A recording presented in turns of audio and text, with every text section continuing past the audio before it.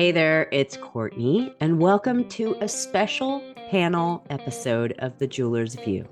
Today, I'm joined by four incredible artists and educators for an honest, no fluff conversation about AI in the studio, how it's showing up in our creative work, what excites us, what crosses the line, and how we stay grounded in what matters most as makers. Here's who's at the table today. Bette Barnett, an expert in steel and gold fusing and founder of Studio Migoto, known for her bold technical innovation and teaching. Melissa Muir, the one and only jewelry educator, tool expert, who helps metalsmiths feel confident and equipped in their studios. We also have Holly Gage, an award-winning artist, metal clay master, and coach whose work blends fine art techniques with deeply personal storytelling. Jeanette K Caines, director of Jewelry Arts Incorporated, master goldsmith, and a fierce champion of classical technique and craft integrity. And of course, I'm with you today, Courtney Gray, custom jeweler, strategist, and coach. I work with artists to build sustainable creative businesses and lead Transform, my signature course for makers. I've honestly used AI in a lot of ways to help me organize outlines, structure big projects, and support students with learning differences. I'm fascinated by where this tech is helping and where it's falling short and crossing some lines. This special episode is thoughtful, fiery, funny, and full of insights that might just shift how you see things with artificial intelligence. Let's get into it.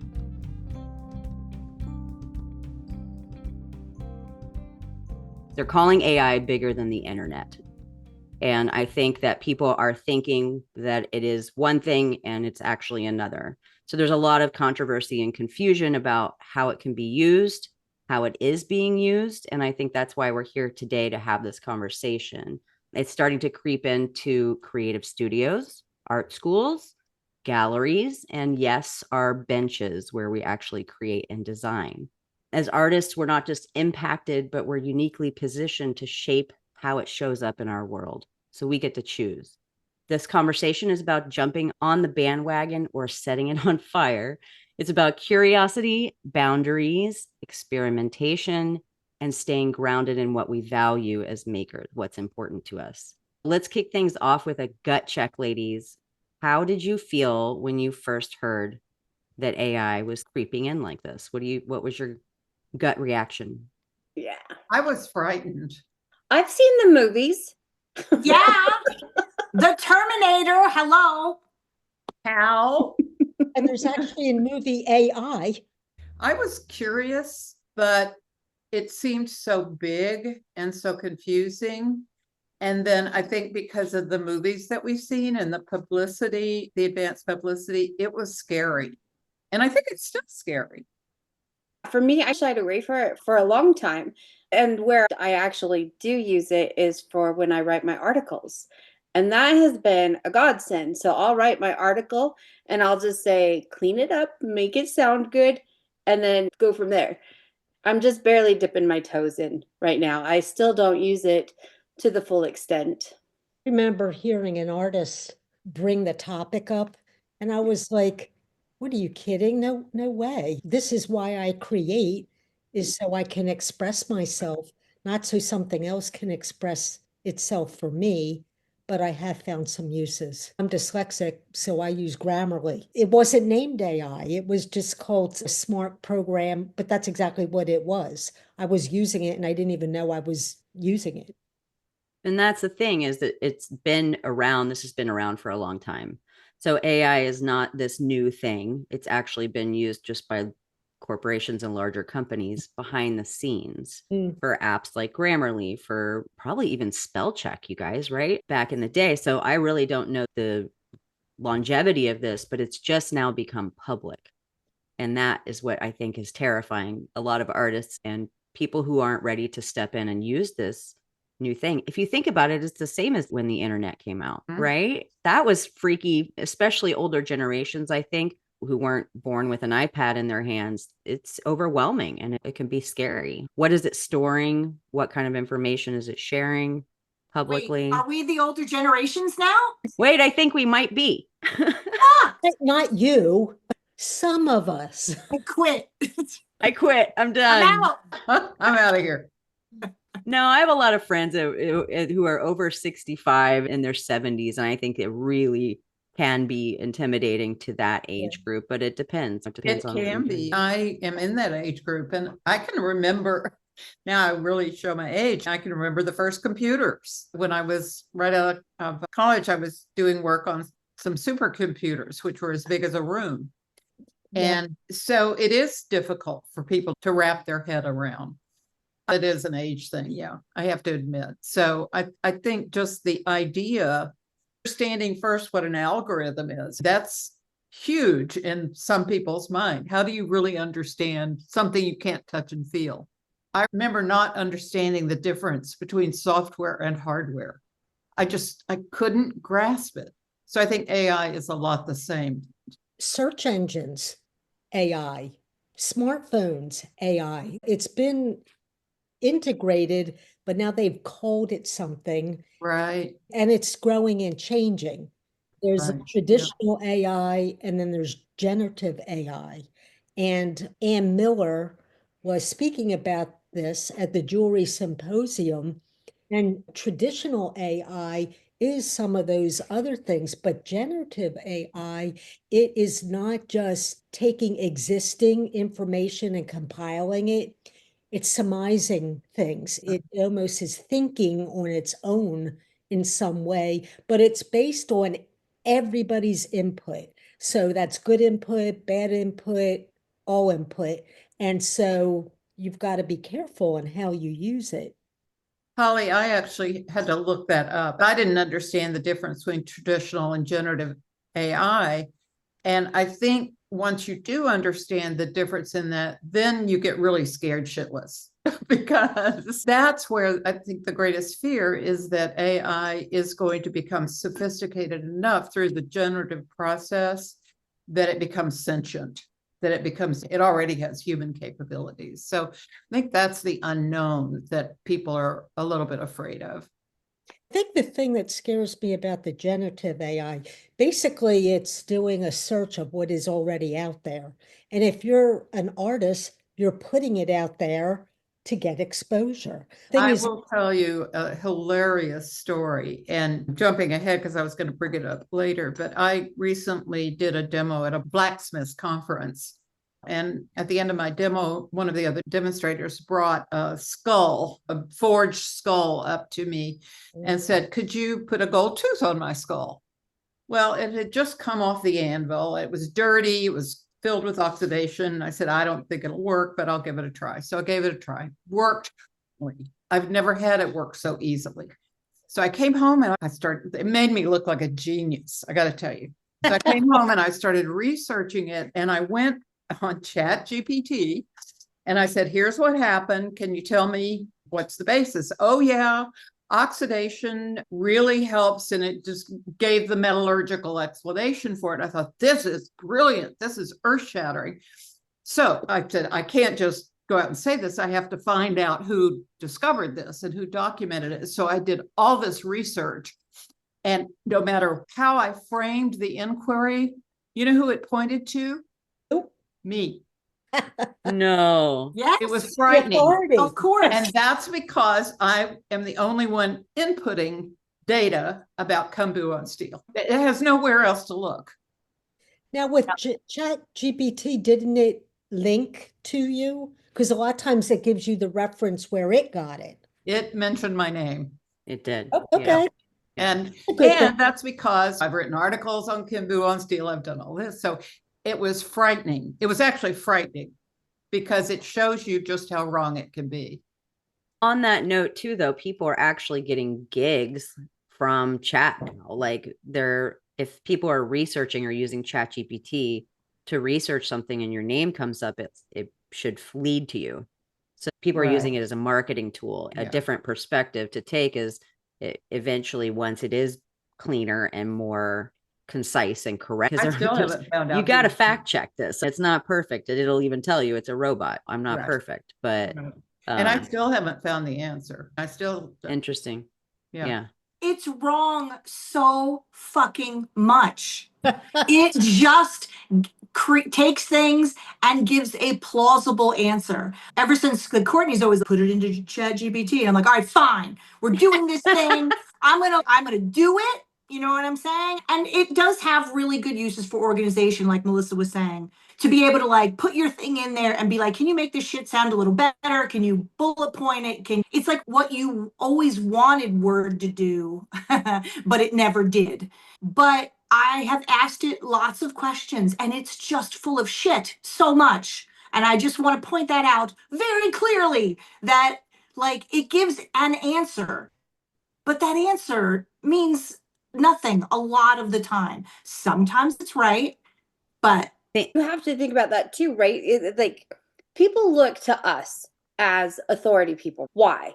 Because we actually do know our shit. We do. We've done the research, we've done all of this stuff. But do you know how many instructors I have come across or different videos that I have come across?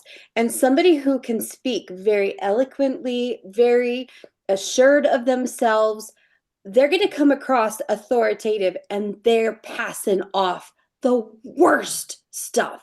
Yeah. The worst. Because I have students that filter in through my studio from other studios that are in my local area. And to give an idea, they're wearing freaking garden gloves or leather gloves at the buffing machine. oh shit. No. Right?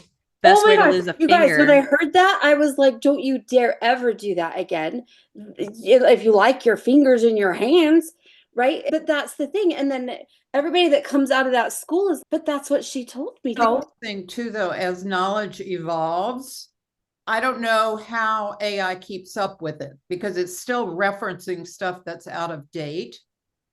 Grows so much faster and thinks so much and processes so much faster than what we can. Yes, it does. And so going back to what Jeanette said about it's wrong so many times, I think that is a big danger. And I think whenever we get guidance or an answer, we need to verify it. So we have to check on it. Yeah. So it's interesting. I've got family in the medical field, and they were talking about how some places to help the doctors streamline their notes. I don't know if you guys know what happens. The doctor goes and sees you, but then afterwards, he has to spend 10, 15, 20 minutes writing a note, right? So people are like, use ChatGPT to do this. But be aware, you are responsible for whatever is in that note. This particular family member was like, it's faster for me just to write the note than have to go back and double check something that something else wrote. And I think that's where we run into problems, is that a lot of people are not taking responsibility in fact checking things. They just like, oh, chat told me this. And that's where I think a big part of our danger is people are dumbing down because they're like, oh, I don't need to worry about this. This is what it told me. Must be right. Yeah. It was on the internet. It's got to be right. Well, these databases, a bank of data. So if the data is bad that's going in, the data that comes out is bad. Garbage in, garbage out. I used to be a programmer, and that's what we always said, garbage in, garbage out. But here's one thing is with the generative AI, let's say you give it a prompt, I want a pendant with a cat on it, playing with a ball, whatever have you. If there's things that are out there that have those elements, they're pulling. So let's say you created a pendant with a cat on it, playing with a ball, you are susceptible. And the thing is, copyright is out the window. Like Right. you could go through all the efforts to copyright each and every piece and do all that. How many artists do that? And so that to me is a huge danger. If you prompted, I want my piece to look like Jeanette Kane's earrings with the granulation gold and this and that, and it pulls from Jeanette's bike. As an artist, we want to show off our artwork because that's part of what we need to do to sell, be visible and things like that. But there's a double-edged sword with that now with AI, and that to me is dangerous. And even further than that, I could say, I want a piece to look like Jeanette K's work. Oh, and by the way, can you provide me instructions for how to do that? I'm not worried about that. You should try that just to see what happens. Like we should put it in chat and just see. Sometimes it's so wrong, it's ludicrous. It's hilarious. It's so wrong. I have it do designs for etching, just line art for etching. Try to describe perspective to it, and it just is so wrong. If you haven't gotten into an argument yet with Chat GPT, you haven't lived. I'm glad I haven't lived then. It does not respond to emotion. If you're doing like advertising and you need somebody sitting at a computer or something like that, back in the day when I worked for a printer, we go to these big clip art books to pull a piece of artwork that fit our meaning. Well, now that to me, I don't have a problem with, but the whole reason why I'm an artist is to express myself.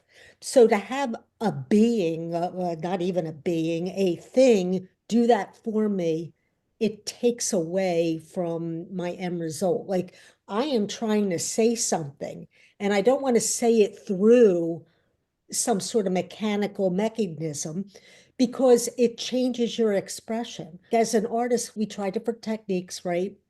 For instance, I hand carve a lot of things. One time I tried the silhouette, which is a lot of what some metal clay artists are doing. The output, although beautiful, is very different. And so every time that you use a different technology, your output is going to reflect that new technology, for better or worse. I agree with Holly completely, but I think that's because generative AI was not made for you. Generative AI was developed to steal from you. It's not for you. It's kind of like social media. It wasn't really developed to make us all glad and happy. Yes. Me personally, I think using it as a digital assistant, it's handy, you know what I mean? And it has been useful in some ways. It gives you wrong answers a lot. But I think generative AI, I'm sorry, it's a theft machine, and it was developed to steal from us, not to create for us. It is to take us out of the equation. And don't get me wrong, I'm not saying, and therefore you can't use it, or therefore whatever. But the people working on it did not say, you know what would help, Holly? No, they're like, we are going to steal all of this stuff, all of this information, and then we're going to sell it to other people, and we're not going to pay for any copyrights. And with any luck, we can also fire a bunch of our workers because then we won't need those bastard creatives anymore. I have a few feelings, and now I will shut up. I think everything you said is absolutely true, but there are two sides of this, and that's what's frightening in a way. I've heard so many artists say, fuck AI, friended on social media because I've used AI for stuff. So it's black and white, all or nothing. And that colored my thinking a lot until I started finding ways to use it that were incredibly valuable, ethical.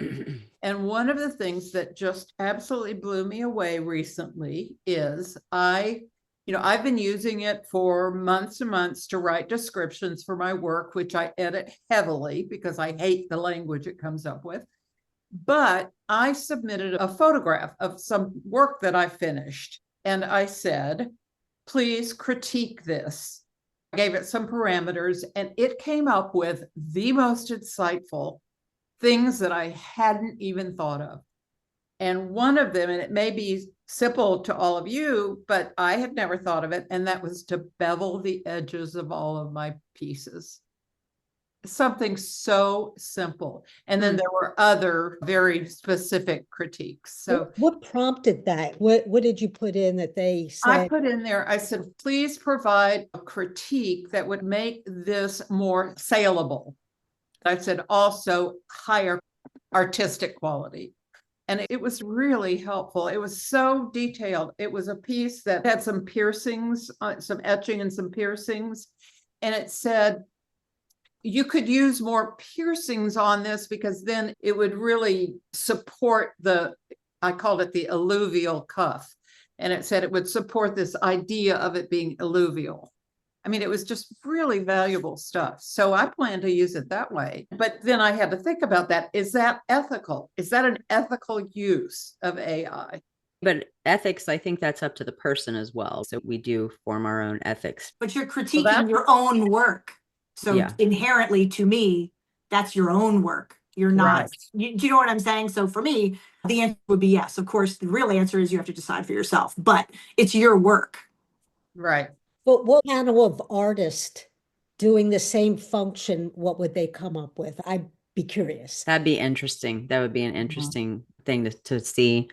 Yeah. And I've used it in so many different ways. I just built a giant digital course. So for me, this has been essential. It saved me hours and hours of labor, of outlining, of putting together all of the thoughts. I basically put my career into a course. We're talking about chat here. We're not even using AI to its max capacity. There's so much more coming our way now that I research it more, because I'm honestly pretty fascinated at this point, because the robot has served me. Like, it has been very helpful. I'm not using it to write my content.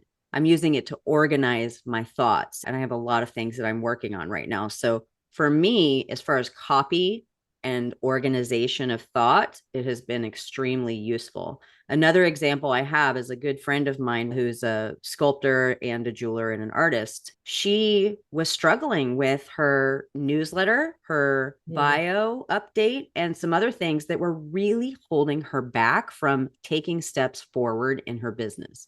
And these are little things, I'm sure you can all relate, like they just hold you back from making movement because you're like, that's not done yet, and that's not done. And the logo doesn't look quite right. There's all these little tweaky things that I see with my clients that come up again and again that are holding people back from movement or moving forward where they actually gain the clarity because of these little things. So what we did is I said, give me 10 minutes and let's just sit down and just let me show you chat. Jeanette, I just did this with you on my patio too. I was like, Jeanette was in town. I was like, we're doing the chat GPT. Like, we're just going to show you to dissolve the fear around it and to see how you can use it in an ethical way. We're not doing anything unethical, I don't think, as far as using it as an organization and a research tool, fact checking it. Absolutely. We took her URL to her website, plugged it in. I think we did the same with you, Jeanette.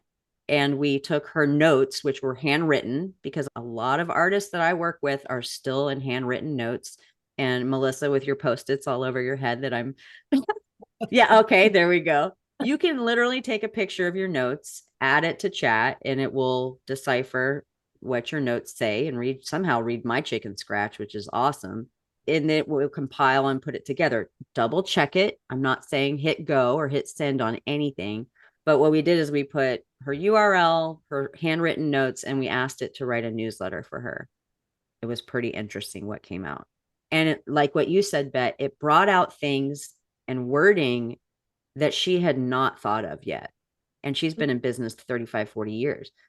It reignited something for her, and it created an ease in a system, really. So really all you need to do now is take your notes, handwrite them if that's how you'd like to work, or type them in, and have it help you organize. Go back and then do an edit on it and make sure it fits. But for her, with dyslexia and the other things that she's struggling with, it was a game changer, I think. Getting comfortable with it. That's a great use of it. And I've used it the same way, where I have courses that I've put together, and I'll just run the course through Chat GPT and say, make this better, make this more concise, easier to understand. Then the next logical step in my mind would be, hey, I want to develop a course in a new area. So Chat GPT, could you do that for me? And then I'll say, okay, now make this blah, blah, blah, give it input. And where is the line? I think that's question. What we all have to be asking. We don't necessarily have the answer to it. When we use it to create things, are we crossing the ethics line? And I don't know the answer to that. I have had it create things for me, certainly. And I worry about us becoming intellectually lazy and fast forward that disabled because of this. It's a real big thing. Look what the iPhone has done to our kids. Look what, the iPad, my kids They were, and us, yeah, they're an addiction, and we're born with iPads in our hands. Parents, everywhere you go, parents are using them as a device to distract or engage with their children, so they can do the things they need to take care of, and it becomes a whole other addiction. I got to tell you, if any of you ever need a self-esteem boost, go to ChatGPT and say, based on what you know about me, write an elevator speech about my life, about me. Oh, I love. After read that, I went, holy shit, I'm a big deal. It'll definitely give you a boost. And you can ask it to roast you. Once it learns more. No, it's great. It's very positive and interesting. Yeah. I've also used it for psychological advice. One of the things recently, I said, look at Jeanette's. I thought, how can I, as an artist, avoid the negative comparisons that I make with other artists? Avoid the feelings that are wow. And it gave me wonderful ideas. Huh. There you go. Yeah. I mean, but again, it's who knows. My fear is that it makes things so much faster. Like I'm a speed demon. So when I have a mission, I tend to go and I go heavy. And I'm very black or white. I'm working on the gray zone, right? Trying to figure out how to be in between those two places, the black or the white. I'm in hyperdrive. It's like I got my foot on the pedal and I'm going. And chat is built for that. And AI is built for that. So what I'm finding for myself after using it for a few months is that I'm going faster, and it's making it harder to find that gray zone a little bit. So my fear is that we're all going to start working like turbo cars over here and forget to slow down and breathe, because you can work so much more efficiently once you draw that line in the sand and you decide, okay, here's how I'm willing to use it and here's how I'm not, which is what we're here to really talk about more deeply. Then you can really hit go and make some things happen quickly. I've been able to keep up with a lot more than I used to. And honestly, I know there's fear of it replacing people in businesses and their jobs, but I haven't been in a position to hire 4 or 5 people like I used to be running a school. And so it's replaced the need for probably, I would say, 3 to 4 of my employees. For most artists, they don't have a staff. It's them, maybe a partner if they're lucky. And so having some sort of assistance like that, but it curdles my skin if that's possible. When you say it replaces 3 to 5 people, that's 3 to 5 jobs. Now, you're saying you wouldn't have hired them anyway. I'm not in the position, so I don't know. When you work alone and you're wearing every single hat, it can be a lot. But I think being able to discriminate is really important, and it could make you lazy. On the other hand, it could be such a help. Like when I had to do a presentation, I'd already written a paper. Now I needed to consolidate it to be on a screen and be shown in bulleted points. It really helped make those bullet points, because I'm very wordy. I really needed that kind of help, but I feel like it started out being mine, it ended being mine. I didn't take it from another source. And to me, that is the fine line, and that is the difference. I understand I have some family members that are in education, and when they ask for a paper, they don't want a ChatGPT paper, they want it from the student. Or if you're going to read a book, you don't want it written by AI. You want to know there are some really solid things behind it. And that's the blurry line that I'm having trouble with. Oh, the whole education system is now in jeopardy. Yeah. You know, it's big. I think that Holly hit it right there. When I write my magazine articles, or if I do my video descriptions or anything like that, I actually write everything out. And then I put it in and I ask it to do certain tasks for me. But it's mine. It's my content, and it's my content that's still coming out. And this is where one of the things that I'm worried about, because now I've started to say, keep my voice. Don't put in extra hyphens. Don't put in extra words, blah, blah, blah, blah, blah. But what's happening is I'm training it. I'm training that AI. And so the more I put in, the more it starts to learn me. Right? And that can be a slippery slope. Why does it scare you? because I foresee when we put our content in there, we released it. It's no longer just our content.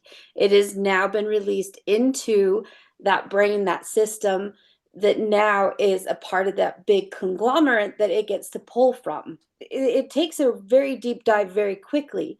When we get back into that generative stuff, they're doing videos now, and you can't tell that it's not either A, not a real person, or B, not the person. So, for instance, I watched a video where they took Tom Cruise and showed him doing all this stuff, but it was never Tom Cruise in the first place. Well, how is it that they did that so clearly? Because he's everywhere. They can get his photo, they can get his facial, they can get his voice, they can get his style. So now when I start saying, keep my voice, I mean, not that I'm that big of a deal or anything like that, but eventually, of course, I'm going to be amazing, right? So somebody's going to be like, oh, this is from Melissa. Listen, she said it, but I never did. Yeah. Whether it's my writing, whether it's my videos, whether it's my voice on an audio, whatever. So that's where I think, do we play along with this? Do we not play along with this? How can we play along with it to keep it at our advantage, but not lose our advantage How do you control? copyright a human being? Melissa, that is your voice. You are very out in public. You've been doing this for 15 years. 15 years, right? As far as the good part goes, yeah. And I've been doing it for 23 total. Yeah. Does it gather from video, or is it just written text? I think that there's elements that gather from all of it. I just did a little bit of stuff on this because I was trying to train it to do something, and it can't watch a video, but if the video has captions enabled, then yes, it can. But it can't watch the video and use that, because I was saying, like, why do you keep, we were fighting, Bette. We were fighting. Why do you keep randomly interjecting stuff that is not true and from some who knows where? Cut that shit out. I said, I only want you to use this. And guess what? It still keeps doing it. Yeah, You know what I mean? Again and again, I have directives. I don't want any random shit from the internet. It's a teenager. Yeah. Every time you turn around, it's here's some bullshit that you didn't write. You know what I mean? But in theory, with the video, that's how I know the answer to that, because I was just like, can't you use this video? And it's like, has to have captions enabled and whatever. And then it can read it. I think at what point when we're using it Melissa got me thinking about that when she said, do it in my voice, do it based on input that I've given in the past. And at what point do we cross the bridge of where we're not putting in new content? That, I think, is what the danger is. Or if it gets generative enough so that it could create the kind of content that we could create if it were us. That is looking into the future. I don't know how far into the future, but that's where it becomes really frightening. Well, I think we're all using a generic, I shouldn't say generic, it's a branded AI, which is searching the internet, but there are companies also using it and programming their own things in. Right. For instance, companies like Cartier and Tiffany, you can actually go there, try on a bracelet in real time on a real model. And that's pretty cool and sophisticated stuff. Now, because we're all shopping online now, and less people, not me, but less people are doing this in-person thing. I should say the younger generation is doing more online. They're adapting to that, but it's theirs. They've programmed it and things like that. Most of us do not have the capacity to program our own systems for our own uses. So yeah, we're feeding into the big bank of information, and that's pulling good, bad, and otherwise. So there's that caution, I think. But is it any worse or more severe than putting your personal information, like this has been an issue, I think, when social media came out and when we started putting our info or using an app instead of getting on the computer to do our banking. There's always going to be a fear of that we're feeding the Terminator and he's going to come back and take us out. Right. And so I think that's the question is we don't know yet. We don't know what we're feeding here. We don't really know. We know what we know and we know what we have access to. So being cautious and being careful. And I think defining your own line in the sand, what feels right, what doesn't is important. Is being cautious mean?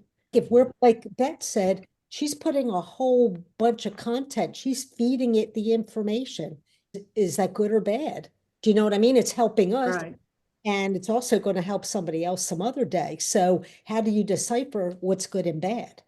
To be fair, like if you're talking about videos, though, if you have them on your YouTube channel, they're publicly available anyway. Right. I'm just saying, because I thought the same fucking thing. I was like, hey, why am I going to give it my stuff? And then I'm like, that's all on YouTube already. Yeah. You publish the article, it's out there. Right. Yeah. The likelihood of it being stolen by the machine or by a person is out there already. Yeah. Why we copyright things so it won't be, and that protection is not there. It's not there. Yeah. I hate to say this, but needs to be legislation about how this is used. It's like anybody's game right now, and there's not a lot of rules. And I think, like anything, that's where you have to be careful. Is you've got to be aware that when I go and put this picture out on Facebook, on social media, that somebody might copy it. Now, I've never been too worried about that because I'm like, I can't even make the same thing twice. You are automatically feeding that system. You put it out there. Here's the other thing. Our smartphone, we're using our fingerprint to start up our computers. Our face. And our faces. Like I think we've given it all the ingredients it needs to fake another. Right. To be you. Deal with that. I kind of want to see mine. I'm curious. Like, I want to fake Courtney. Let's see what that looks like. Well, I showed you guys Francesca put in, show me Francesca Watson teaching a jewelry making course. And then it pulled up this like stick figure lady with literally a stick figure. So I don't know if we have to worry too much yet because we're not Tom Cruise, but no, wait. This is the potential. There is potential of this happening. Avatars. Because I have a friend that has gone to a company and basically they take all kinds of voice samples, pictures and things like that. And he's doing videos and I'm like, the eyes don't look right. But if you don't know to look for them or you're not paying attention, you could get away and it's him. And that scares the daylights out of me. I don't want... It's bad enough there's one of me around. You don't want more than one of me around. I'm just saying. Terminator's definitely coming back for that guy. I'm sorry. That is like 1,000 yards past the fucking line. Yeah. You know what I'm saying? In my opinion. Like, what was your line, Jeanette? It was hilarious. Is Linda Hamilton going to send back Terminator? Is it okay to use this as an editor and an organizing tool? Or would Sarah Connor send a Terminator back to kill me when I was finger painting in kindergarten? You know what I mean? You can always ask yourself these clarifying questions. And then I feel like the truth is we always know the answers. You just got to be able to consult your gut on them. Would Sarah Connor be like, oh, hell no? You know what I mean? Yeah. Or is it like, yeah, I'm using this as an editor and it's organizing my thoughts and my thing, which with this project I'm working on right now, that's what it's been doing. And yes, I have fought with it repeatedly. I am not above fighting with a machine, apparently. And it has been very helpful, but it also gives you tons of crap answers that aren't true. But for me, that is the hard line, is like generative.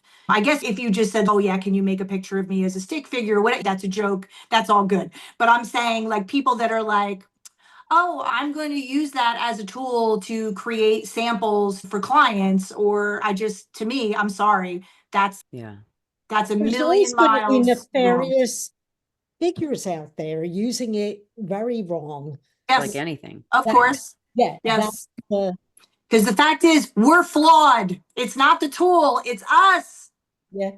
And because it's us, then the tool is flawed. You know, Exactly. We're the one that makes the but the tools. concern is that as more and more data gets poured into this, will it work through the flaws so that it becomes much smarter than we are? And if the generative power is truly developed so that it can extrapolate and surmise, that I think is that's when it becomes sentient. You said something earlier, Courtney, about, I forgot what I was going to say, but it was good. Go to ChatGPT. What was I about to say? I swear to God, sometimes my computer knows what I'm thinking. My family thinks I'm crazy, but I'll be thinking about something, and then all of a sudden it'll come up, and I know I didn't say it. I absolutely agree with you. I was thinking yesterday, I need to get a trash can for my bathroom that my dogs can't get into. I was thinking that. I go on social media, bingo, chewy.com, add dog-proof trash can. Did you type And anything you didn't into your say it out phone? loud. You didn't search anything? Yeah. No. See, So that's the- AI. AI is definitely, the algorithms are being fed by every click, every Yeah. single. Maybe I did. You might have searched. Yeah. Okay. Maybe I talked in my I know sleep. I had not. Right. I'll be thinking of a human being, and they'll pop up in my, and like they haven't been on my news feed forever, and all of a sudden they pop up, and I'm like, Maybe you're just psychic.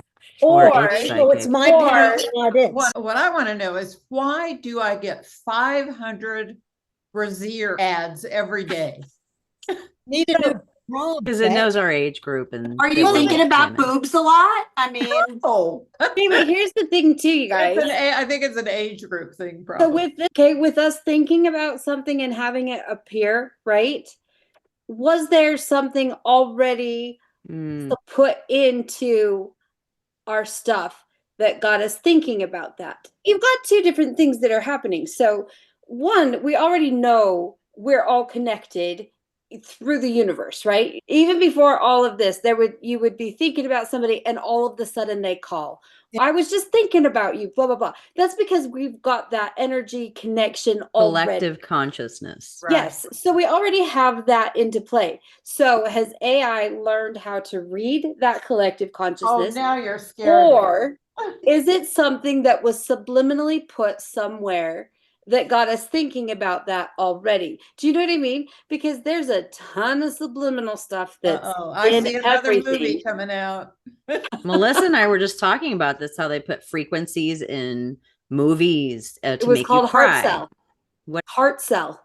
So what it is, different frequencies make you feel different ways, right? And so if you want to have somebody moved, you play a certain frequency. Doesn't mean you hear it, but your body and your energy feels it. We have this energy field that goes around us, right? It's scientifically proven. That's how it is. And if you play certain frequencies to that, you can annihilate cancer. You can cause cancer. You can make somebody cry. You can make somebody laugh. You can make them feel loved. You can make them feel hated just by the frequency that is played.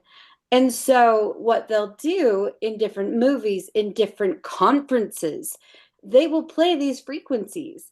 And then as you feel these emotions, they're also going to identify what it is you should be feeling. I know of one organization that during some of their conferences, they will play things like car wrecks and plane crashes and all of these horrible things, but they give it with a message that is very uplifting and spiritual, so that you associate this stirring of the heart as good, because you're associating that feeling with that message, because you don't know that you're being fed these frequencies. I never even considered the psychological impact of training an AI to do stuff like that. Guys, I totally freaking cry in stupid television commercials. There's another side that we haven't even mentioned, and that's the environmental impact of AI. And I just learned about this, but apparently the big corporations that have all these data banks of computers, they're having a terrible impact on the environment. Oh, you guys realize like here, just out, like probably 7 miles from my house, maybe, is the NSA data center. It is massive. Melissa? Everything that's ever said on a phone, everything that's typed in your computer on the internet goes to the NSA data center. Apparently they pull enormous amounts of electricity, but also there are emissions into the, I don't know all the details, but there's just starting to get a lot of publicity. The carbon footprint is not looking good. And when you think about it, this is becoming one of those things that everybody is using. And a lot of people are using it daily. There is going to be an impact there. It is quite the carbon footprint, which I can't quite calculate. I need to research that more. I know that I'm at that place too, because I don't know, how does it give off emissions? It takes an enormous amount of heat to cool the computers. Yep. And that's the short version. Yeah. But remember, big companies always try to get the individual to consider their carbon footprint and not how they're destroying the earth. So just like recycling, they try to get you to focus on your kitchen when in fact you are the tiniest molecule of one raindrop in the ocean. I'm not saying that you can't make a decision for yourself to do something because of the carbon footprint, but always remember the carbon footprint was literally invented to convince consumers that they are responsible for things like climate change and not like these the big giant companies, individual companies that are literally doing it. I will shut up now. They put that responsibility on the consumer when it should be on them. Exactly. Totally agree. And I'll say one more thing, and I really will shut up. Don't worry about AI becoming sentient. They're just going to develop anxiety. And then guess what? They're fucked just like the rest of us. So that's one thing that I can tell you definitively. Don't worry about that. It'll just get anxiety and mental problems like the rest of us, and then it'll go down in flames. So, but then I'm worried about what other psychoses go with the anxiety. Schizophrenic AI is not something I want to even think about. It's a good point. I was paranoid before this conversation. Like, I'm going to go sit in a dark closet for a while without turn off your phone, turn off all. That's my phone. I whisper around my computer. Even when I go outside, I'm whispering. I'm looking for the drone. Now I'm like so completely paranoid. Forget it. Here's the thing. There's always been something to fear. Always. There's always been something in life to fear and have anxiety about. I learned a long time ago. Can I do anything about it? It's like worrying about an elephant trampling my house down. What is the likelihood? Is it going to affect me? Yeah, it probably is. Is there anything I can do about it? Maybe, and I can take care of what I can do. Other than that, you just have to let things be. Yes, take your precautions, be aware. That's one thing. But letting it be something that takes up my energy and causes more anxiety, nope, I'm not going to do that. And or avoiding learning about it, I think, on that note, because of fear, right? Yeah. And I think we all need to understand that it's here. It's not going anywhere, no matter what we say or how much it freaks us out.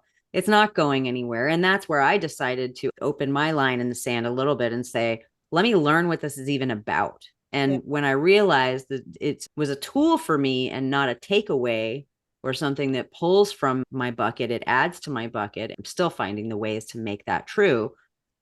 It's another tool in my toolbox. I'll take it. I had misconceptions about it. And I think there's a lot of misconception about what it is. Yes. Is it pooling knowledge? Yeah, absolutely. It's artificial intelligence. We are all building a giant collective conscious database, essentially.